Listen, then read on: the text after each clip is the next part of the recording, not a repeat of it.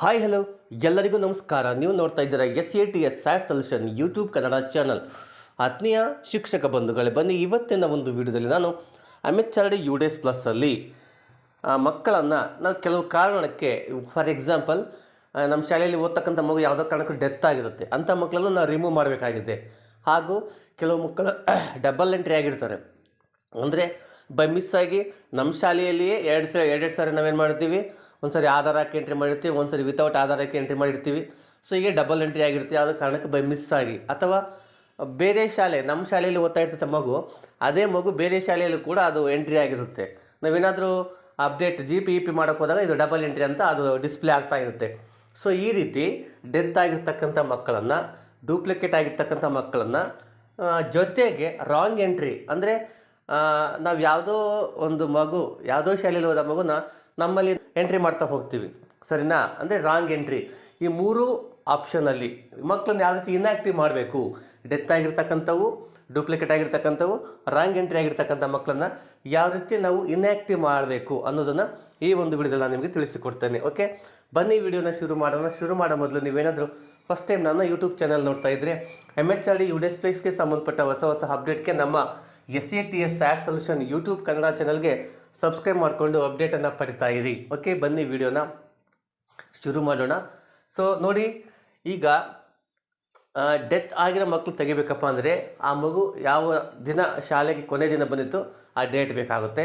ನೀವು duplicate entry ಮಾಡಬೇಕಾಗುತ್ತೆಪ್ಪ ಅಂದರೆ ನಿಮಗೆ ಈಗ ಡೂಪ್ಲಿಕೇಟ್ ಅಂದರೆ 2 ಪೆನ್ ನಂಬರ್ ಇರುತ್ತೆ, ಒಂದು ಒರಿಜಿನಲ್ ಇರುತ್ತೆ, ಇನ್ನೊಂದು ಈಗ ಬೇರೆ ಶಾಲೆಯಲ್ಲಿ ಇರ್ತದೆ. ಸೊ ನಿಮ್ಮ ಶಾಲೆ ನೀವು ತೆಗಿಬೇಕಪ್ಪ ಅಂದರೆ ಆ ಬೇರೆ ಶಾಲೆಯಲ್ಲಿ ಇರ್ತಕ್ಕಂಥ ಪೆನ್ ನಂಬರ್ ಕೂಡ ನಿಮಗೆ ಬೇಕಾಗುತ್ತೆ, ಸರಿನಾ? ಸೊ ನೀವು ಆ ಶಾಲೆಯನ್ನು ಕಾಂಟ್ಯಾಕ್ಟ್ ಮಾಡಿ ಆ ಪೆನ್ ನಂಬರ್ ಇಸ್ಕೊಂಡು ನೀವು ಡೂಪ್ಲಿಕೇಟ್ ಎಂಟ್ರಿ ಅಂತ ಕೊಟ್ಟರೆ ಅದು ಆ ಪೆನ್ ನಂಬರ್ ಅಂತೂ ಕೇಳುತ್ತದು, ಯಾವ ಪೆನ್ ನಂಬರ್ ಜೊತೆ ನೀವು ಡೂಪ್ಲಿಕೇಟ್ ಮಾಡ್ತೀರಿ ಅಂತ. ಸೊ ಹಾಗಾಗಿ ಅದನ್ನು ನೀವು ಕಲೆಕ್ಟ್ ಮಾಡ್ಕೋಬೇಕಾಗುತ್ತೆ. ಓಕೆ, ಸೊ ಈಗ ನಾನು ಯಾವ ರೀತಿ ಡೂಪ್ಲಿಕೇಟ್ ಮಾಡಬೇಕು ಅಂತ ನಾನು ಈಗ ತೋರಿಸ್ತೀನಿ, ಇನ್ಆ್ಯಕ್ಟಿವ್ ಮಾಡಬೇಕಂತ ತೋರಿಸ್ತೇನೆ. ಸೊ UDSಗೆ ಲಾಗಿನ್ ಆಗಿಬಿಡಿ. ಲಾಗಿನ್ ಆಗಿಬಿಟ್ಟು ಇಲ್ಲಿ ಮೆನು ಬಾರ್ ಇರುತ್ತಲ್ಲ, ಸೊ ಇದ್ರ ಮೇಲೆ ಕ್ಲಿಕ್ ಮಾಡ್ಕೊಳ್ಳಿ. ಕ್ಲಿಕ್ ಮಾಡಿದ ತಕ್ಷಣ ಇಲ್ಲಿ ಸುಮಾರಷ್ಟು ಆಪ್ಷನ್ಸ್ ಬರ್ತವೆ. ಇಲ್ಲಿ progression movement and progression, student movement and progression ಅಂತ ಇದೆಯಲ್ಲ, ಅದ್ರ ಮೇಲೆ ಕ್ಲಿಕ್ ಮಾಡಿದರೆ ಇನ್ಆ್ಯಕ್ಟಿವ್ ಸ್ಟೂಡೆಂಟ್ ಮಾಡಿಲ್ಲ ಅಂತ ಒಂದು ಆಪ್ಷನ್ ಕಾಣ್ತಾ ಇದೆಯಲ್ವಾ, ಇನ್ಆ್ಯಕ್ಟಿವ್ ಸ್ಟೂಡೆಂಟ್ ಮಾಡಿದ ಮೇಲೆ ಕ್ಲಿಕ್ ಮಾಡ್ಕೊಳ್ಳಿ.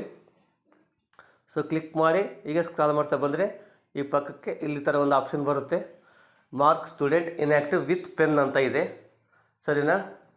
Mark student inactive without pen ಅಂತ ಒಂದು ಇದೆ.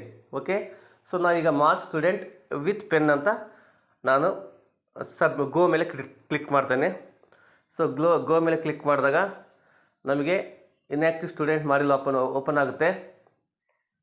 ನಾವಿಲ್ಲಿ ಸ್ಟೂಡೆಂಟ್ ಪೆನ್ ನಂಬರ್ ಹಾಕಿ ಗೋ ಮೇಲೆ ಕ್ಲಿಕ್ ಮಾಡಬೇಕು. ಇಲ್ಲಿ ಆ ಮಗುವಿನ ಒಂದು ಎಲ್ಲ ಡೀಟೇಲ್ಸು ಬರುತ್ತೆ. ಸೊ ನೋಡಿ, ನೀವು ಪೆನ್ ನಂಬರ್ ಹಾಕಿ ಗೋ ಮೇಲೆ ಕ್ಲಿಕ್ ಮಾಡಿದರೆ ಆ ಮಗುವಿನ ಎಲ್ಲ ಡೀಟೇಲ್ಸು ಬರುತ್ತೆ. ಓಕೆನಾ? ಸೊ ಅದೆಲ್ಲವನ್ನು ಒಂದು ಚೆಕ್ ಮಾಡ್ಕೊಳ್ಳಿ. ಮತ್ತು ಬೇರೆ ಯಾವುದಾದ್ರೂ ಅಟ್ ಪ್ರೆಸೆಂಟ್ ಇರ್ತಕ್ಕಂಥ ಮಗುನ ನೀವು ಡೂಪ್ಲಿಕೇಟ್ ಮಾಡಿರಿ, ತಪ್ಪಾಗುತ್ತೆ. ಸೊ ಈಗ ಇಲ್ಲಿ ಕೇಳುತ್ತೆ, do you want to mark the student as inactive ಅಂತ ಕೇಳುತ್ತೆ. ಇಲ್ಲಿ ಸೆಲೆಕ್ಟ್ ರೀಸನ್ ಅಂತ ಕೇಳುತ್ತೆ. ಸೆಲೆಕ್ಟ್ ಮೇಲೆ ಕ್ಲಿಕ್ ಮಾಡ್ತೇನೆ. 3 ಕಾರಣಕ್ಕೆ ನೀವು ಇನ್ಆ್ಯಕ್ಟಿವ್ ಮಾಡ್ಬೋದು. ಒಂದು ಡೂಪ್ಲಿಕೇಟ್ ಎಂಟ್ರಿ ಆಗಿದ್ದರೆ, ರಾಂಗ್ ಎಂಟ್ರಿ ಆಗಿದ್ದರೆ, ಡ್ಯೂ ಟು ಡೆತ್ ಆಗಿದ್ದರೆ. ಸೊ ಈಗ ನಾನು ಡೂಪ್ಲಿಕೇಟ್ ಎಂಟ್ರಿನ ಸೆಲೆಕ್ಟ್ ಮಾಡ್ಕೊತೇನೆ.